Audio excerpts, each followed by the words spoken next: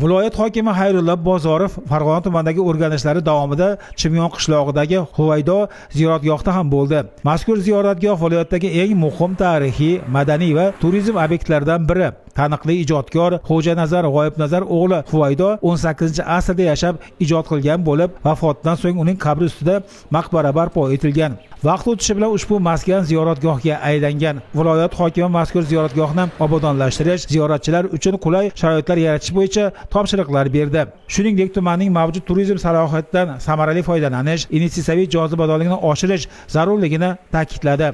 Xususan, aholini xizmat ko'rsatish sohasi va tadbirkorlik faoliyatiga keng jalb etish, turistlar hamda biznes subyektlari uchun qulay infratuzilma yaratish, shuningdek, master reja asosida zamonaviy xizmat ko'rsatish majmualarini tashkil etish, yashil hududlarni ko'paytirish bo'yicha ko'rsatmalar berdi. Prezident qaroriga ko'ra Chimyon sanatoriy kurort zonasi ham tashkil etilishi belgilangan bo'lib, loyiha hududning investitsiyaviy jozibadorligini oshirishda muhim ahamiyatga ega.